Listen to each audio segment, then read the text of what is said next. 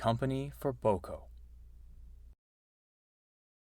Boco enjoyed taking the night goods. The evening air was crisp, and it was nice running with no other engines around. Best of all, the trucks were too busy sleeping to cause any mischief. One foggy evening, he arrived on the other railway right on time. He parked his trucks and made his way to the shed. The fog was so thick, he had completely lost his bearings. "Strange," he muttered to himself. "I'm certain the sheds were around here." Suddenly, Boco could see the outline of a building ahead. It was smaller and more akin to the old sheds on Sodor. It was shabby and looked as if it had been vacant for a long time. "A shed's a shed, old fellow," sighed his driver. "We'll go mad trying to find our way in this fog any longer."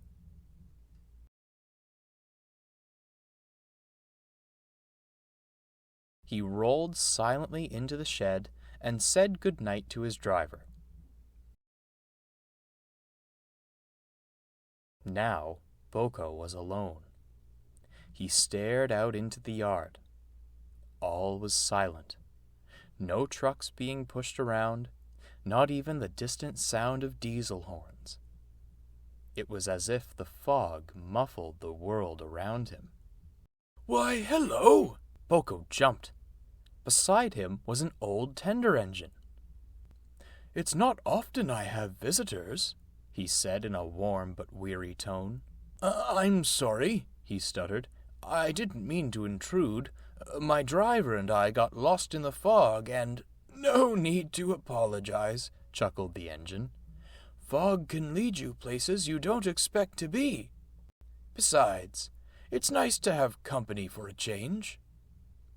"Well, thank you," smiled Boco. "I must admit I am surprised. I've been taking the night goods for years, but I've never seen this shed before. Or you, for that matter."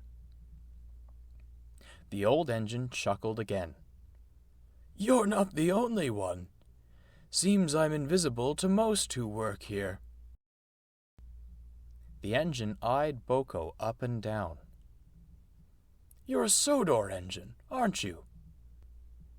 "How did you know?" "You're different from the diesels that live around these parts. Much more courteous for a start. I was a Sodor engine, too, many moons ago." Boco was surprised. "Yes, it's true," laughed the engine. "Used to work at the big station. Lovely place it was."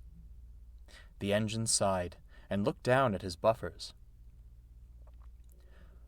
"Oh, only wish I'd appreciated it more at the time." "Why don't you return?" asked Boco.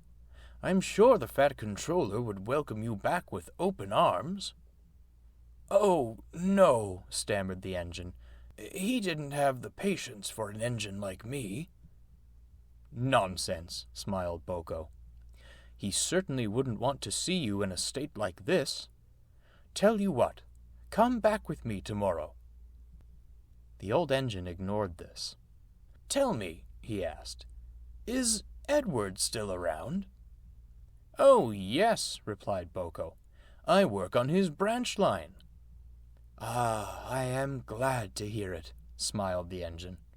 "A kind soul he was. I only wish I'd been as kind to him." "What did you say your name was?" asked Boco. "Oh, it's getting late," yawned the old engine. "We'd better get some sleep now. We'll finish our chat in the morning." Boco was curious why the engine wouldn't answer his question, but had to admit he was feeling drowsy, and it wasn't long before he fell asleep. Boco's sleep was anything but peaceful. All night long, he dreamt of scrapyards. Old engines were lined up in the sidings, their shadows dancing in the flicker of the cutter's torch. The violent red light illuminated the inside of a shed, and all Boco could hear were the muffled pleas for mercy, drowned in the sound of searing metal. Boco woke with a start. It was daylight now, the fog burned off by the morning sun. He breathed a sigh of relief that his dream was over. "I hope I didn't keep you up," he said, addressing the old engine. "I had an awful—" He stopped. The old engine and the shed were gone.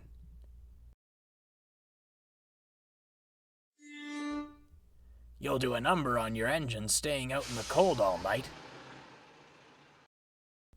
But, stuttered Boco, "where's the shed?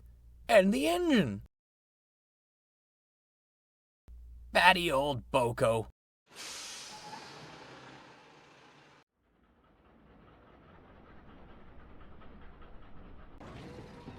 Strange breed, those Sodor engines. When Boco's driver arrived, he was surprised too. "Sheds don't just disappear," he said, scratching his head. Boco set off for home with much on his mind. He didn't know what to make of the old engine, the disappearing shed, or his dream. He did know, however, that he'd be having a long talk with Edward.